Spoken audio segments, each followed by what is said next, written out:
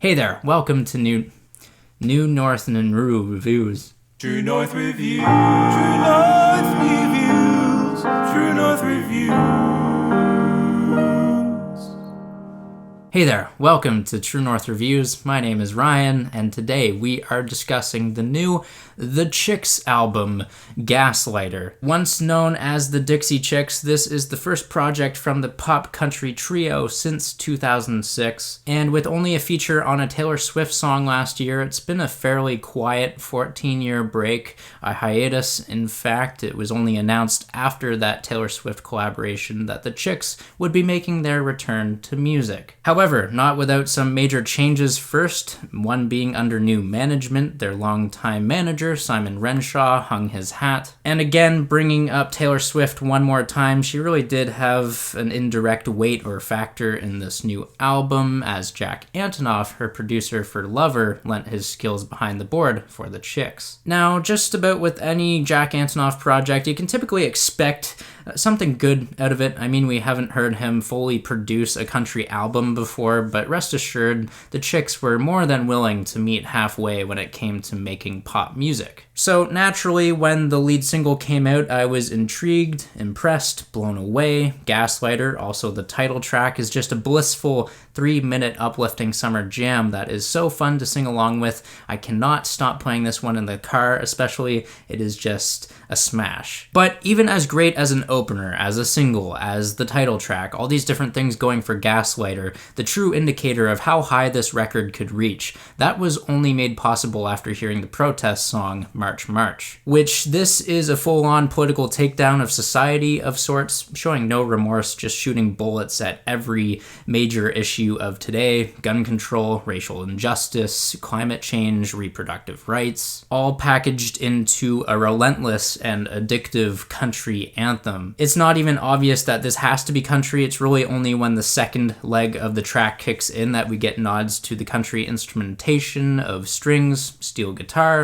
and banjo. But besides the need of categorizing, March March, whatever genre you want to call it, it is a jaw-dropping, savage tune. What else had me dropping my jaw for this album was seeing the credits on the drums going to none other than Red Hot Chili Peppers' Chad Smith, who at this point is quietly gaining recognition for contemporary artists such as Post Malone and now obviously the Chicks. It makes you wonder a couple things. First off, how he has the time to record for these artists, but also how he can be so versatile with his style of drumming across genres. Again, genre not being the most restricting thing in the world anymore for artists, but it's made all the more impressive when an album like Gaslighter is so widely appealing that you can have people like Chad Smith, Jack Antonoff, these people behind it. Not only behind it, but making it sound like they are veterans when it comes to country music. Building on top of that, that wide appeal on Gaslighter continues on the second cut, Sleep at Night, which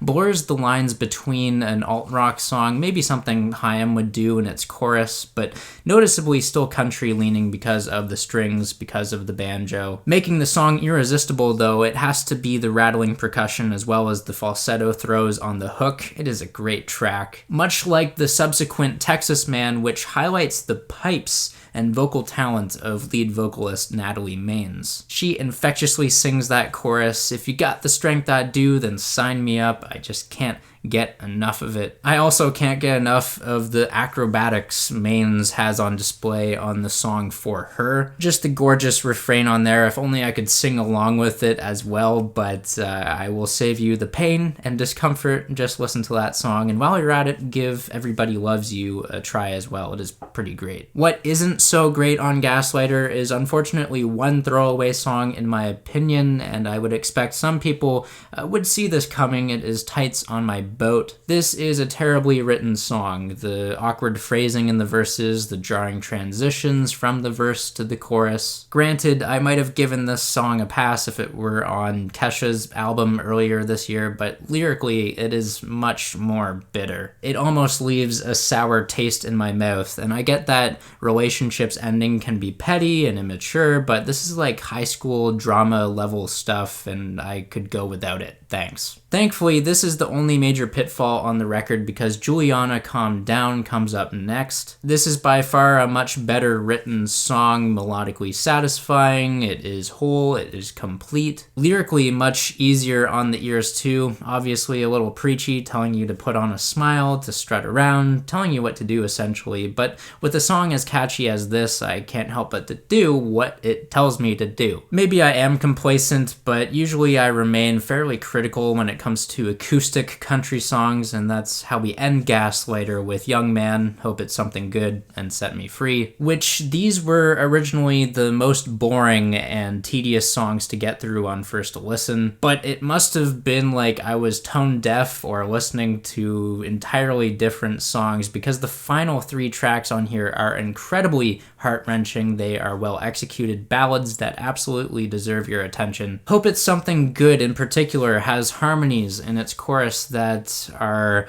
I don't like pulling on this word very often because I find it unnecessary sometimes, but perplexing. A perfectly crafted chorus at that too, just the chord progression, it knows when to tug on your heartstrings as well. And finally, it is a moment on this record where the tough shield is put down. There's a bit more vulnerability, wishing this ex-lover good and happiness maybe. Much more respectable than what was said on Tights on My Boat, if you ask me. Now, if Hope It's Something Good wasn't enough to pull you down into the figurative dumps, the final track, Set Me Free, will have you reaching for the Kleenex box. This is a classic country setup of acoustic guitars with a sad cowgirl pouring her heart out. The vibrato on the higher register, it all culminates with perfect timing before pausing for the gut punch. You know, just searching for freedom to have that peace of mind from an ex. And yeah, while Gaslighter spends a majority of its time shrouded in passive-aggressive and manipulative narratives, the climax and ending are still believable. I mean, if you don't think humans are deceiving and capable of breaking down after keeping up a facade of mental strength and toughness for so long,